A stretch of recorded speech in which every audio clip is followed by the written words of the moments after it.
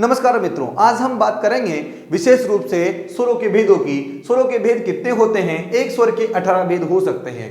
कौन कौन से भेद होते हैं? तो मूल रूप से भेद होते हैं ह्रस्व, दीर्घ और प्लुत। लेकिन ये प्रत्येक भेद भी अपने अपने उपभेद में बदल जाते हैं। अर्थात ह्रस्व, दीर्घ और प्लुत के भी कितने भेद होते हैं? तीन तीन भेद होते हैं। पहला भेद होता है उदात्त, अनुदात्त और स्वरित। इस प्रकार के उदात्त, अनुदात्त, स्वरित जो होते हैं इनके भी दो दो भेद होते हैं, अनुनासिक और अननुनासिक। अर्थात तमाम प्रकार के दीर्घ के भी इसी प्रकार के भेद होते हैं, प्लुत के भी इसी प्रकार के भेद होते हैं। तो जब लिखते समय यह ध्यान रखना चाहिए, जिन स्वरों के नीचे ऊपर कोई चिन्ह नहीं होता उनको उदात्त कहा जाता है।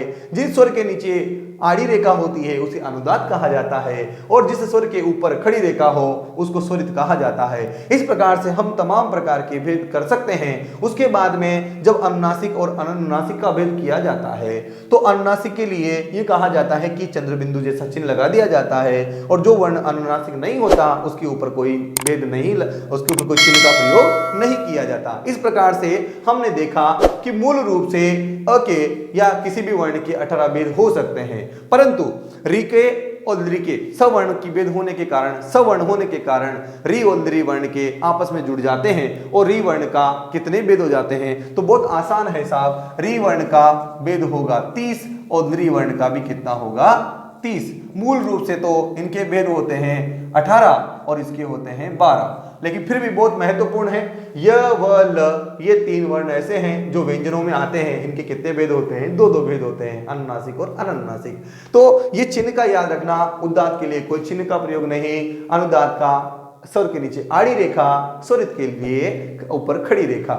इस प्रकार से भेद करते हैं। तो हम पता करते हैं कि बोले कैसे। तो जब हम किसी वर्ण को बोलते समय जोर से बलाघात करें तो उसको कहेंगे उदात्त। जब उसको नीचे से बोला जाए, निचले भागों से बोला जाए उच्चारण स्थानों के, तो उसको कहेंगे आप अनुदात्त। और जब दोनों को मिक्स करके बोले उसको कहेंगे स्वरित। अर्थात जब बच्चा कहीं मां की बात नहीं सुनता तो हम कहेंगे, जब मां ने कहा गच्छतु, गच्छतु, बच्चा जा नहीं रहा, पिताजी ने कहा गच्छतु, इस बात को कहेंगे गच्छतु।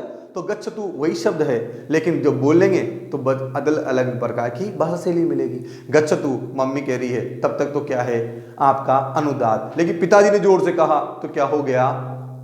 उदात्त। लेकिन बच्चे को कहा मम्मी ने गच्छतु गच्छतु, ये बात क्या हो गई?